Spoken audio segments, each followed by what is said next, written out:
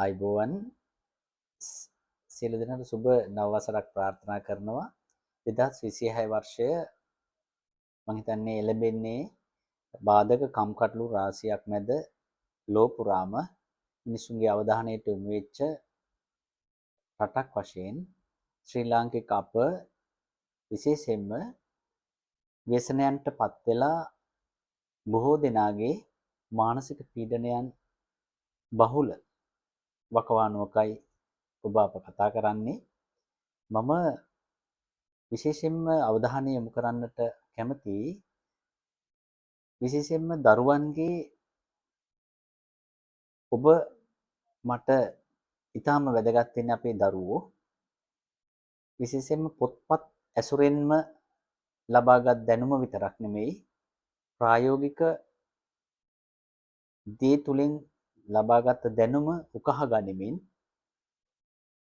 මතු පරපුර යහපත් වෙන්නට නම් ඔවුන්ට නිසි මඟ හෙළි කිරීම වැඩිහිටි ඔබ අපගේ කාගෙත් වගකීමක්. මනෝ උපදේශනය තුළ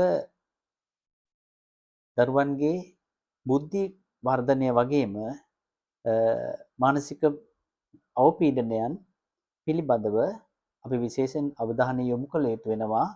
ඒ මන්ද විශේෂයෙන්ම පන්ති කාමර අධ්‍යාපනය විතරක් නෙමෙයි දිනදා දරුවන් මුහුණ දෙන ජීවිතයේ විවිධ දුක් ගැහැට කම්කටොළු බාධක තමන්ගේ නිවසේදී පමණක් නෙමෙයි සමාජයේ තුල ඒ අත්දකින්න දේ ඇසුරෙන් වැඩිහිටියන් වශයෙන් අපිට ලොකු වගකීමක් තියෙනවා දරුවන් නිසි මඟට යොමු කිරීම. විචාරකයෝ කියන්නේ කුඩා දරුවෝ සුරතල් සතුන්ටත් වැඩිය අහිංසකයි කියලා. මේ අහිංසක භාවය තුළ ඒ දරුවන්ට නිසි මඟ කියා දීම වැඩිහිටි ඔබ අපගේ කාගෙත් වගකීමක්. මම මේ නව වර්ෂයේ මෙම වීඩියෝ තුලින් බලාපොරොත්තු වෙනවා විවිධ පැතිකඩයන් ගණනාවක් ඔබ හමුවට ගේන්න. පූර්ව පාසල් අධ්‍යාපනයේ ඉඳලා විශේෂයෙන්ම උසස් අධ්‍යාපනයේ දක්වාම විශ්වවිද්‍යාල අධ්‍යාපනය ලබන දරුවන් දක්වාම දෙමාපියන්ගේ රැකවරණය තුල දරුවෙක් පූර්ණ පෞරුෂයකින් යුතුව නිර්මාණය වෙත්තේ කෙසේද කියන එක පිළිබඳව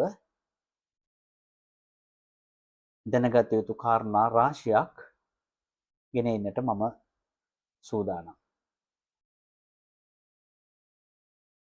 තරුණ දරුවෝ තමන්ගේ ජීවිත අකාලේ විනාශ කරගන්නවා නම් ඒවටත් එක්තරා පැත්තකින් සමාජයේ වැඩිහිටිය වශයෙන් ඔබ අප වගකිය යුතුයි.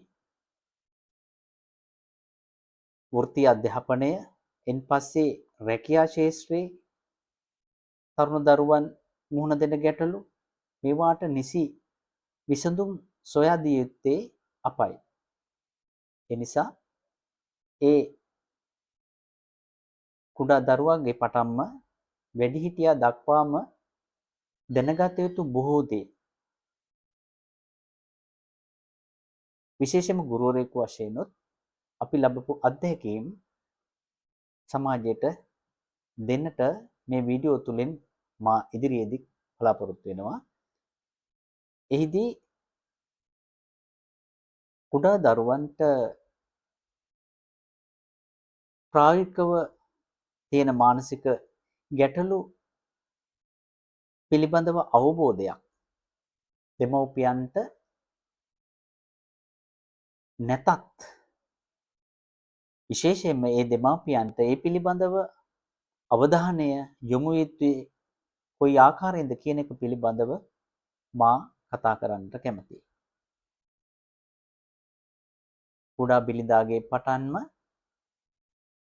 ඔවුන් නිසි මඟ තුල යනවා නම් බුද්ධිමත් උගත් දරුවෙක් මේ රටට දායාද වෙනවා. ඒක අපි බොහොම උනන්දුවෙන් උද්‍යෝගයෙන් කර යුතු කාර්යයක්.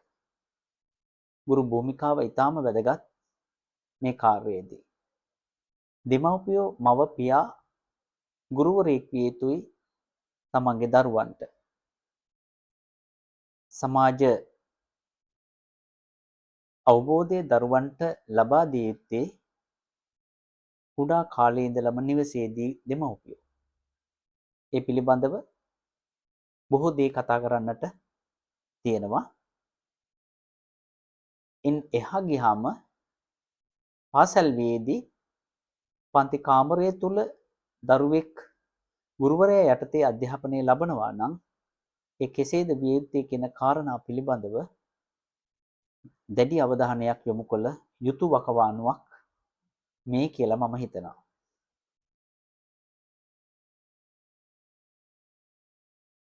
අලුත් සමාජය නැත්නම් අලුත් පරපුර හුඟක් වෙලාවට සංසන්දනය කරන්නේ එදා සමාජයත් එක්ක.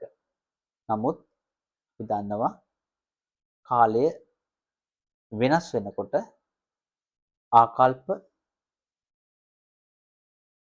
අවබෝධය දැනුම මේ සියල්ලක්ම විවිධ වෙනස්කම් ඔස්සේ විවිධ පරාසයන් තුල යනකොට මේවා සංකීර්ණත්වයට පත්වීම සාමාන්‍ය සුලභ දර්ශනයක් වෙලා තියෙනවා. ඒ නිසා ඒ අවබෝධය තුලින් තමයි දරුවෙක් නිසි මඟ යැවිය යුත්තේ කියන කාරණය දෙමාපියන් විදිහට අපි සියලු දෙනාම වගකීමෙන් කටයුතු කළ යුතු කාලයක් මේ ඇවිත් තියෙන්නේ කියන එක විශේෂයෙන්ම මා මතක් කරන්නට කැමතියි. හැම දෙමව්පියෙක්ම කැමති තමන්ගේ දරුවා සමාජයේ නැත්නම් රටේ හොඳ පුරවැසියෙක් කරගන්නට. අද තරඟකාරී අධ්‍යාපනයක් තියෙන්නේ. මේ තරඟකාරී අධ්‍යාපනය තුල දරුවන් විශේෂයෙන්ම මානසික පීඩනයන්ට ලක් වෙච්ච අවස්ථා අද බොහෝ වෙලාවට අපිට අත්දකින්නට තියෙනවා. අපේ අත්දැකීම් බහුල නිසයි මා මේ කතා කරන්නේ.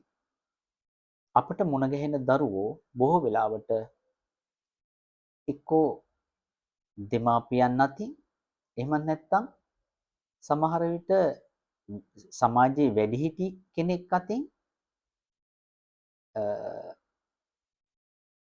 සමහරලාට යම් පීඩනයකට ලක් වෙලා තියෙනවා. ඒකෙදී පන්ති කාමර අධ්‍යාපනයේ පවා අද මම තරඟකාරී කියලා කිව්වේ ඒකයි. තරඟකාරී මට්ටමට දෙමව්පියෝ දරුවව අරගෙන යනවා. සංසන්දනය කරමින් දක්ෂ දරුවෙකුට තම දරුවා සංසන්දනය කරමින් ඔහුව ඒතන ලබා ගන්නට ඔහුට ඇති කරන පීඩනය තුල දරුවෙක්ගේ අපි හිතන බුද්ධි වර්ධනයකට එහා ගිය මානසික පීඩනයන්ට දරුවන් ලක් වෙච්ච අවස්ථා අද සමාජයේ බෙහෙවින්ම දකින්නට තියෙනවා. ඒ නිසා මේ කරුණු කාරණා විවිධ මාතෘකා ඔස්සේ මම කතා කරන්නට ඉදිරියේදී බලාපොරොත්තු වෙනවා. දයාබර දෙමාපියනි, වැඩිහිටියනි, ආදරණීය ගුරු බහුතුනි, ඔබ සියලු දෙනාට මගේ මේ යොමු කරන මගේ මේ අදහස ඉදිරියට සාක්ෂාත් කරගන්නට මම මේක යථාර්ථයක් බවට පත් කරන්නට මේ කරුණු කාරණා තුල දරුවන් යහපත් දරුවන් බවට පත් කරන්නට අපට හැකිනම් මම හිතන්නේ මේ සමාජය, මේ රට, ඔබේ පාසල, ඔබේ ගම සුවදායක තැනක් බවට පත් වේවි. ඒ පත් කළ හැකි අපටම බව අපට විශ්වාසයි. ඒ අදිෂ්ඨානයේ ඇතුව ඉදිරි දිනක ඔබ සියලු දෙනා නැවත මුණ ගැහෙනවා විවිධ මාතෘකා ඔස්සේ. මම මේ ඔබේ දරුවන් නිවැරදි මගට ගෙන යාමට හැකි විවිධ පියවරයන්, විවිධ ක්‍රමෝපායන්, විවිධ ශිල්පීය ක්‍රමයන් මම ඒ ඔස්සේ කතා කරන්නට බලාපොරොත්තු වෙනවා. සියලු දෙනාට සුබ දවසක්.